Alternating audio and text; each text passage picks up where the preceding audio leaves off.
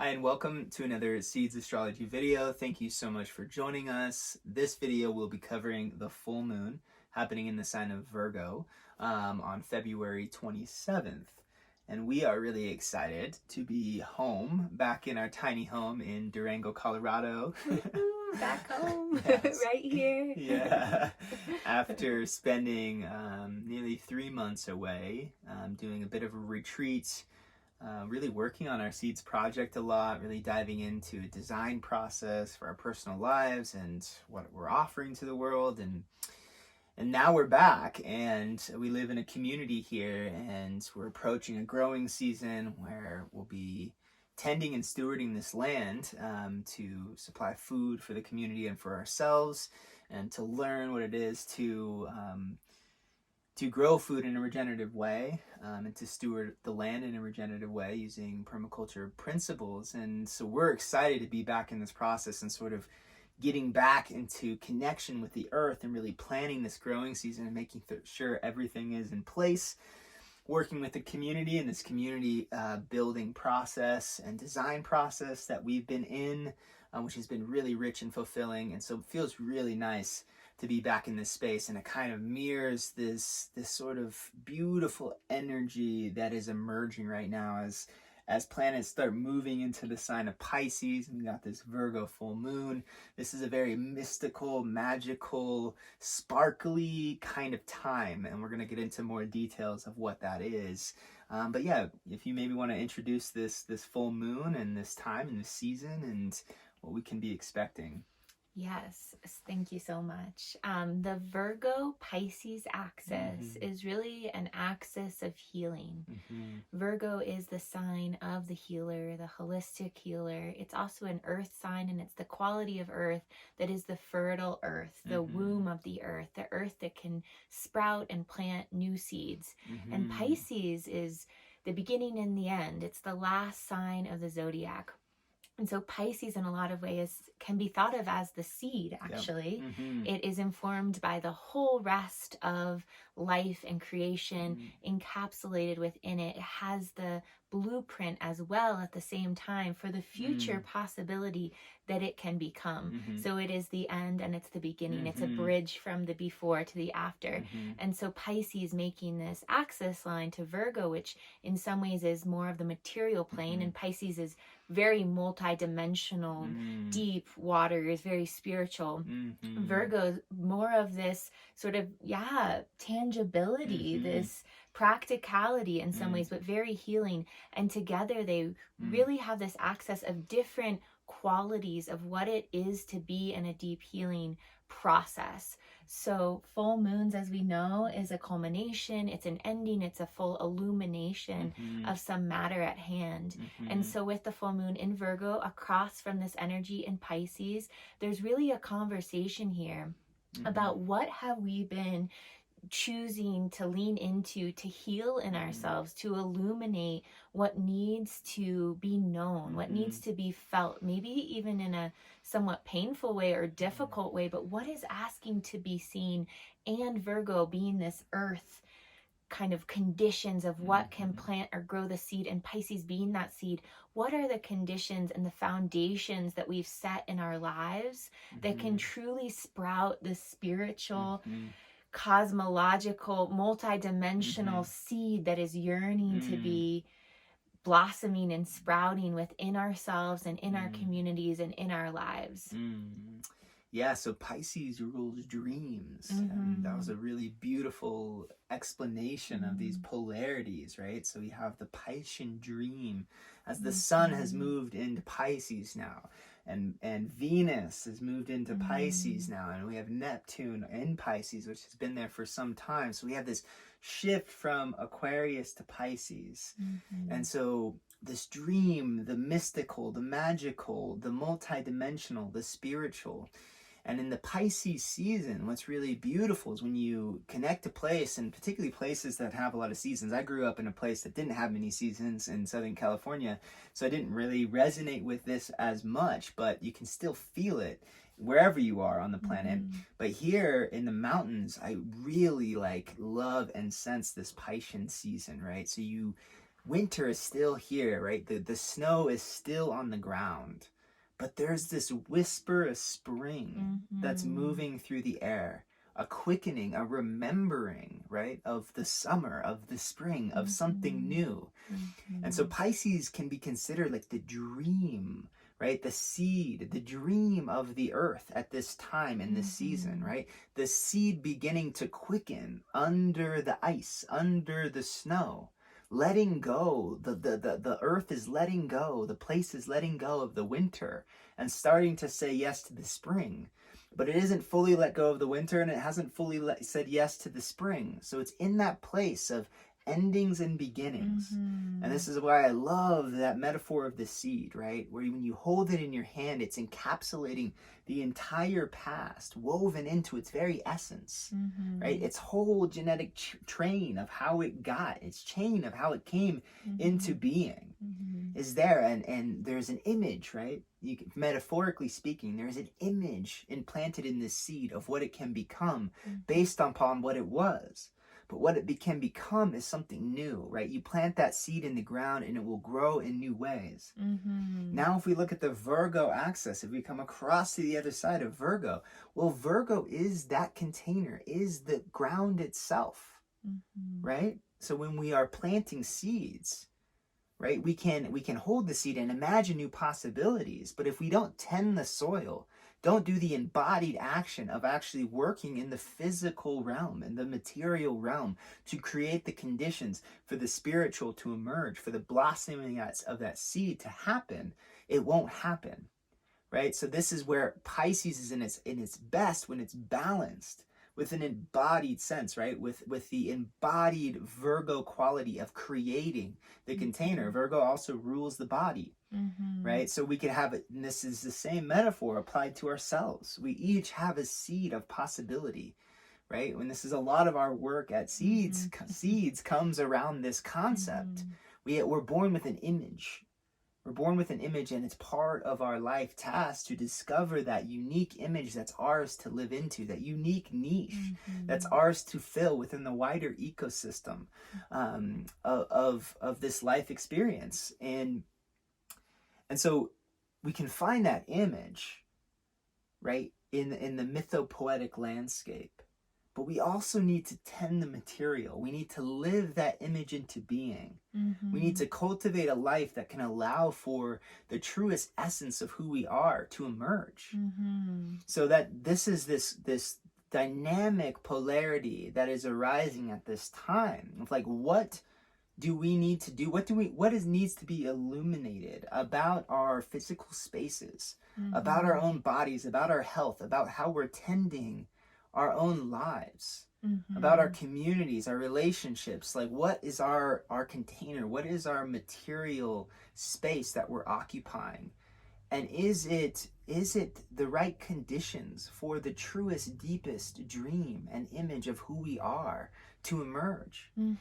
Are we cultivating the soil? Are we adding that compost? Are we making it fertile? Are we doing what needs to be done to allow for this sacred dream, the dream of the earth, the dream of your own being, of your own soul, to come into form, to be able to fully express itself? Yes, exactly. And I feel like that speaks so much to themes that have been coming up in our own lives, as you mentioned at the beginning of this, of coming back into our home, really assessing our home, getting just built out a whole nother bookshelf for our home to really hold our books, our sacred objects of learning, other aspects of our home that we're looking at differently, and really asking, what do we need to be able to keep growing into this space in a functional way, in a way that produces joy and beauty and more life.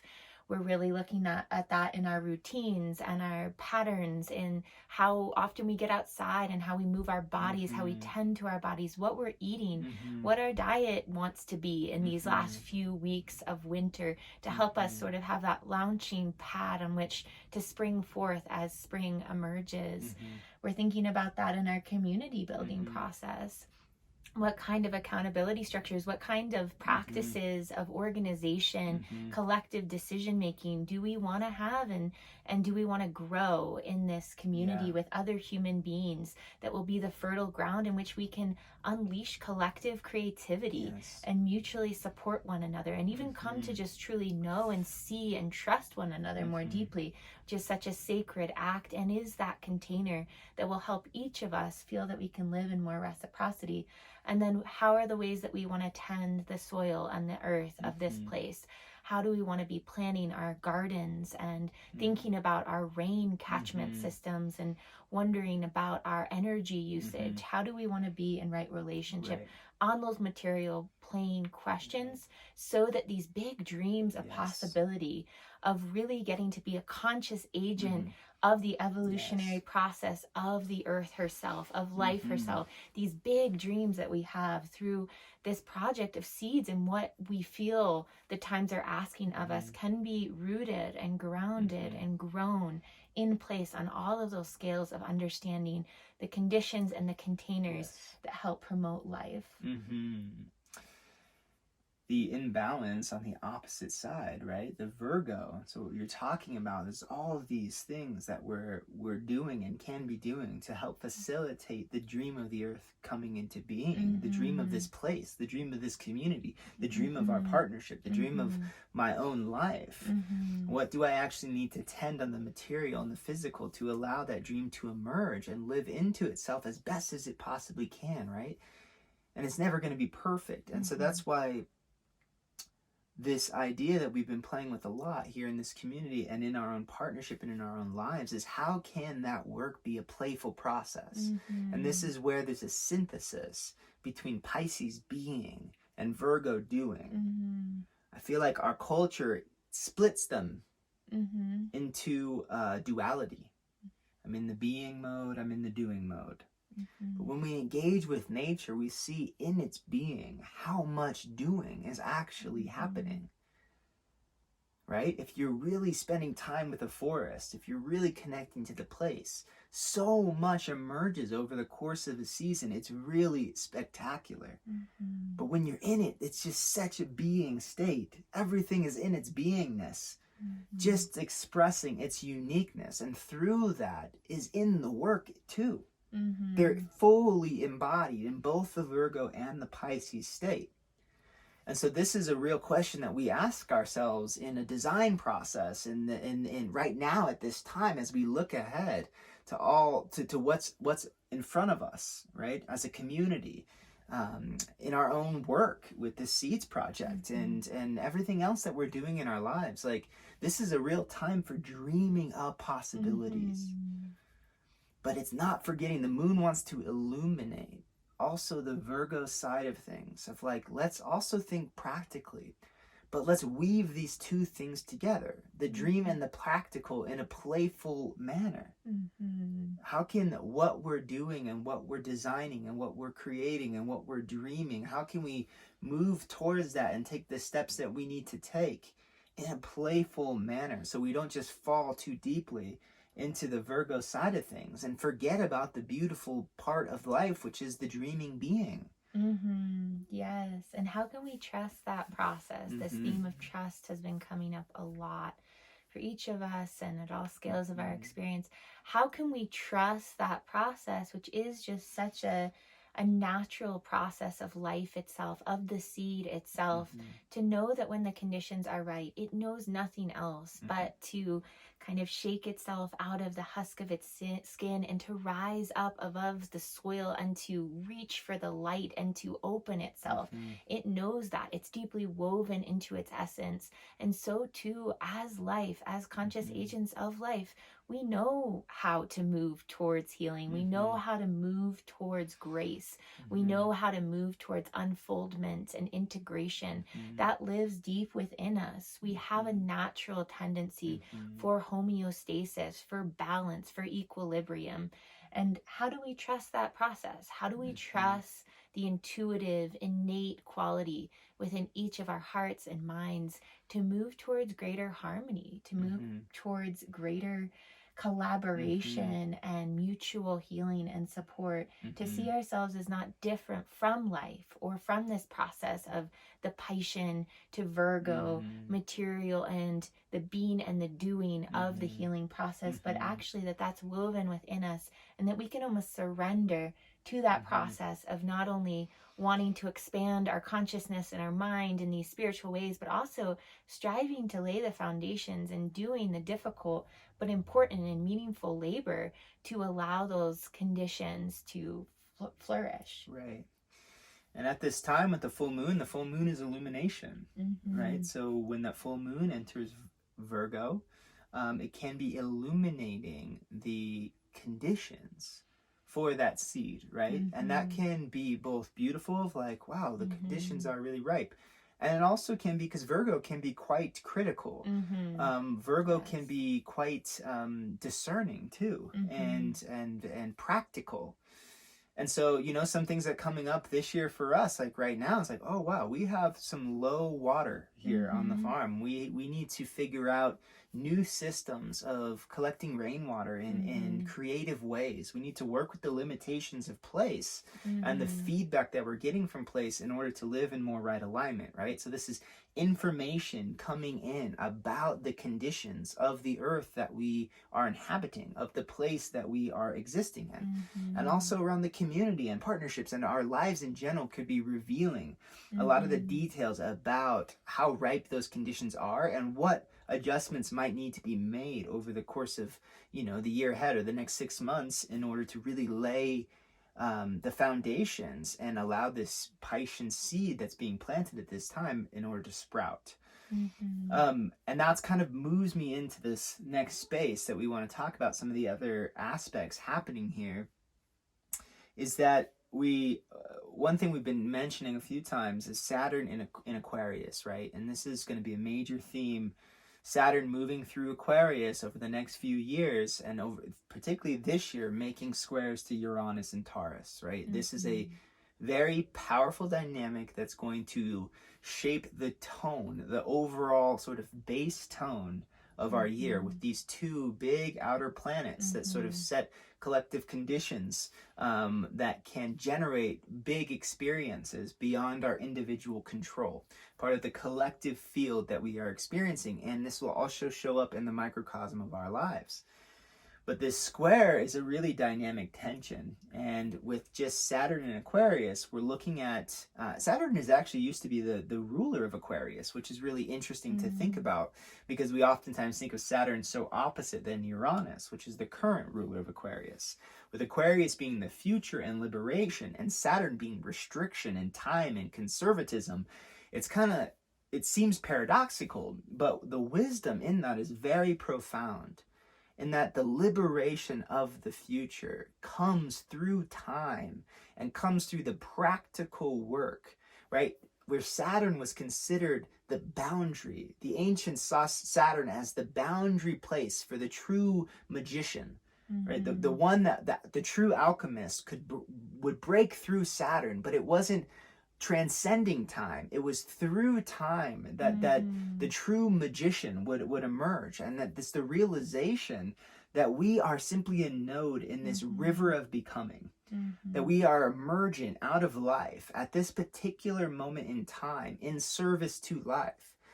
All life has is time, right? And we are in service to the ever unfolding, eternal unfolding of life itself.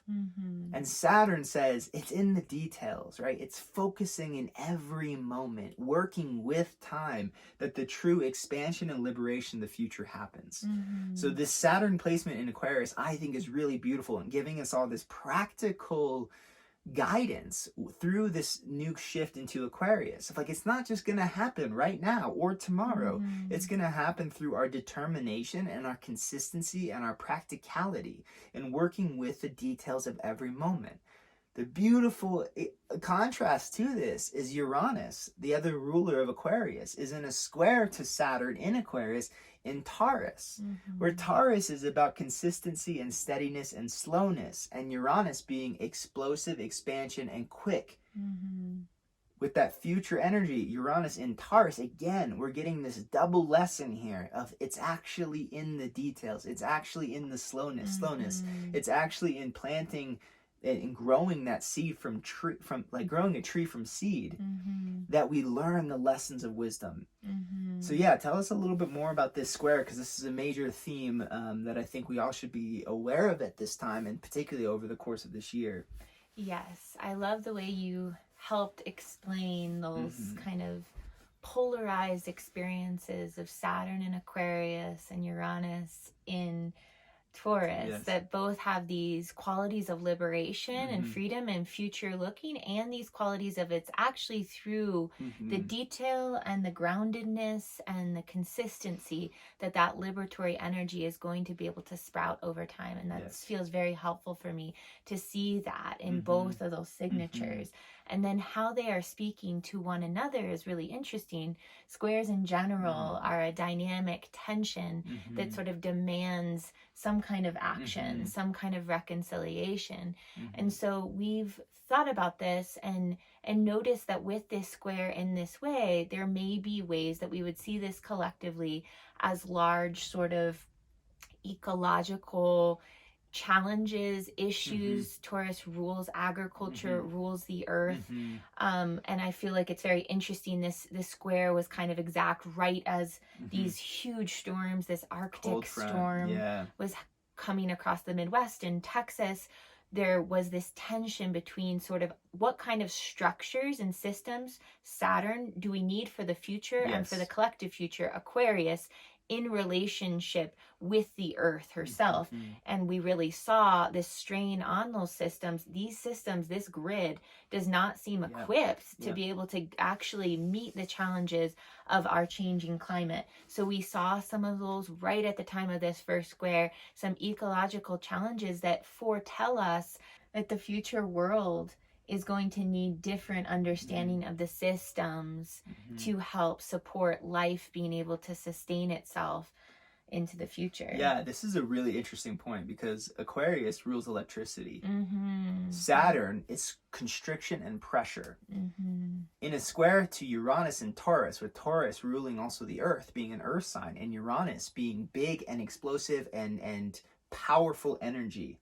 So the powerful energy delivered by the earth herself, putting pressure on our systems, our electrical systems, and basically took the grid offline, right? Where Saturn, again, here in Aquarius, is humbling us.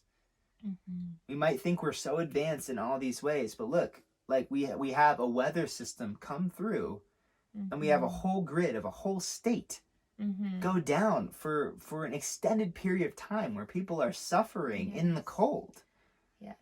But Saturn is going to force us, like the future cannot come into being.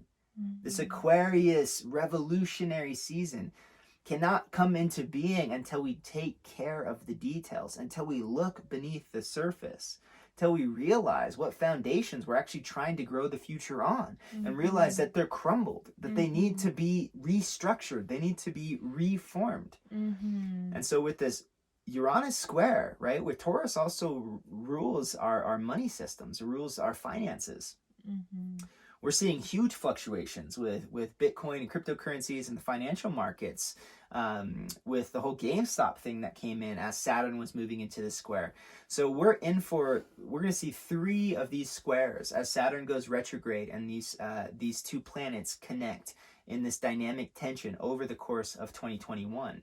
So this year is really, at least from our perspective of looking out at the landscape of it, is really predicting some instability in many different ways. And so, but it's a real gift, right? It's calling us back into practicality, into humility, and into a real sober view of reality, so that we can actually begin to work together collectively, Aquarius. Collective liberation. We can work together collectively towards a truly beautiful, bright future. So as that is taking shape, and we wanted to bring that in, we're a little bit past that first square, but it's a huge theme for 2021. That's taking shape while this energy is starting to shift into Pisces. And so we want to just keep that in mind as we're dreaming these dreams about our year ahead.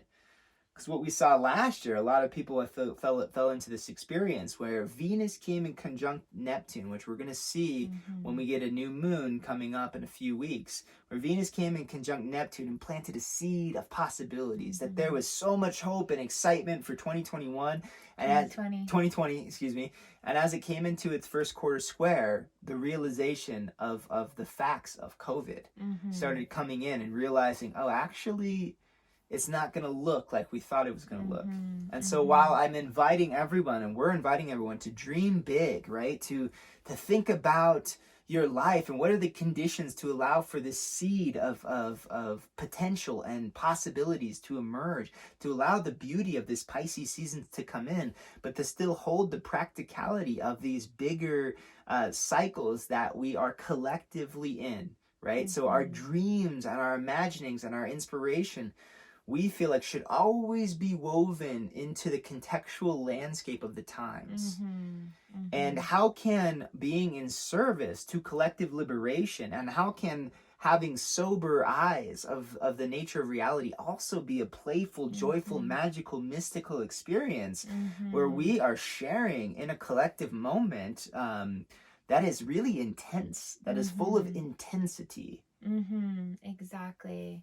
How can we structure our lives such that getting up and living and being a part of our immediate sphere of influence is a mystical, magical, playful, co-creative experience? And asking that question, it's not that we have the answer. We're asking that question of ourselves every day, wondering about that. But we really believe that the true magic comes from being a co-creative agent with the earth, with the materiality, not trying to bypass that or kind of move into the future without standing solidly on the ground in the present. That it's only through actually engaging with life in this very potent and pivotal moment of what it is to be human that we can be a part of creating conditions for the future ones that could be far more beautiful and maybe far more liberatory, far more expansive, and full of certain types of possibilities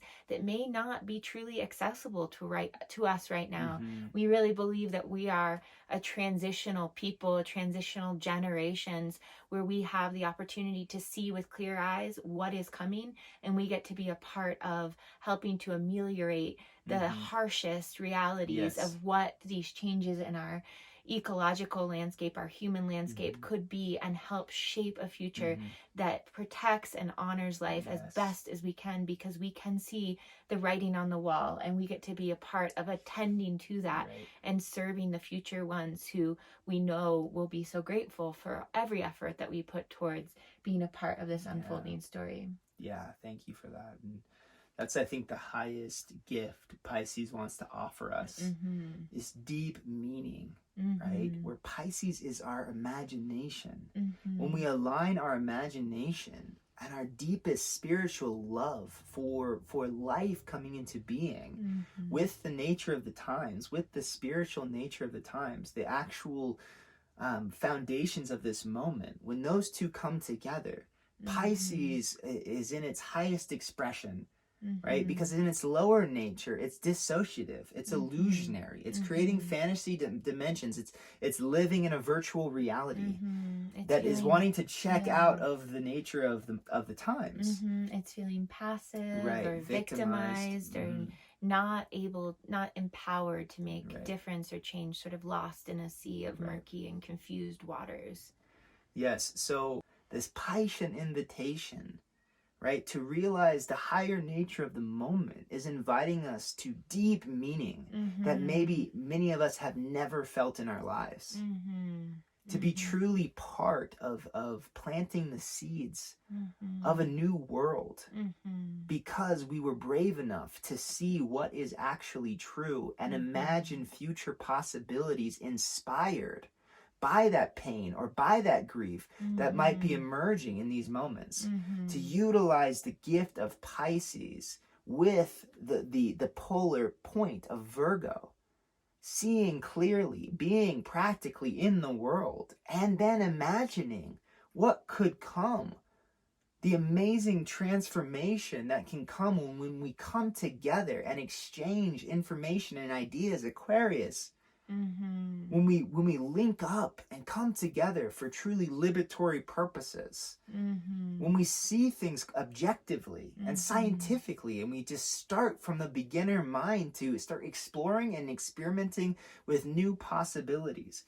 If we do all those things in this moment, then we can really reap the gifts and rewards of what this Venus and Pisces and Neptune and Pisces and this Piscean energy wants to offer us, which is so much meaning, so much spiritual beauty, so much imagination and potential. But if we're not aligning that with what is actually true and are hiding from the facts of our lives, that Piscean energy just will take us into illusionary, dissociative places where we'll find ourselves again and again and again confronting and facing reality in a way that's painful. Yes, exactly. And Mercury has just recently moved direct again after its retrograde. And that invites us, we had through the Mercury retrograde, as we talked about, a real opportunity to reflect on some of the landscapes of previous conversations and mental patterns, to really reflect and redefine if we wanted to see things the same way, if we wanted to conceptualize things the same way, if we wanted to have the same type of narratives or conversations, or if potentially they were more liberatory, more forward-looking, more collectively minded types of ways of understanding the landscape of our times. And now Mercury is going direct again. It will still be in its own shadow, meaning crossing over the same landscape it previously crossed over before it went into retrograde, for another couple weeks, until right around the new moon in Pisces around March 13th or so. But this period of it going direct, we might notice that we are kind of having some of the same ideas or thoughts or conversations that we had right before it went retrograde, but potentially with new insight, with new understanding, with new ways of conceptualizing the same thing. And that, again, can be an opportunity for us to expand our previous ways of knowing. There's so much information coming in this Aquarian moment. And like we've talked about, that can be overstimulating, can actually lead to sort of a traumatic experience of too much information overload. And so now that we're going direct again, we maybe have a little bit more insight. How do I want to receive information? What kind of information do I want to receive? How can I be in more of a witness mind rather than getting too emotionally overwhelmed by what I'm taking in about the nature of the times? Not to not be attentive to what is true, but to also protect and honor our own pace and capacity of what we're receiving and in what ways we're receiving that, so that we can do that work of really healing and growing and building a life on solid foundation without getting too overwhelmed in that process. Yes, thank you for that. It's so true. I just want to come back. I feel like this story is really symbolic right now, but realizing as a community that one of our wells was getting low, but then having this inspiration arise in the community of like, actually this could call us into our higher values and help us move into these projects that all of us have just wanted to do anyways. And so there's this sense that like the reality of the moment, right? The moon in Virgo, right? The coming into relationship with the reality of what is, seeing clearly, can allow for dreams to emerge, inspiration to emerge that are aligned with that reality. And so this, I feel like, is a real invitation. Dream big in this time, right? Venus is coming into Pisces. This is a beautiful time of being in this liminal magical space. But allow this full moon to reveal what's the ground of this dream, right? What's the container that can really allow for this dream, right? This image to fully come into being. And with Saturn there in Aquarius, it's like, okay, let's be in the moment. Let's be in time. Let's work on the details. And from that space, the future will emerge. a future more beautiful than we could ever imagine, a future that the future generations will be singing praises about how we stepped into this collective invitation and said yes to everything that was. So yes, because it's really only by saying yes and stepping into what is that we can possibly be informed by what needs to be built and grown in order to sustain life into the future. That's what allows us to have the information that's needed about what is working and what beautiful practices are that we can amplify and uplift, and what is not working, what needs to be let go of, what needs to be relinquished.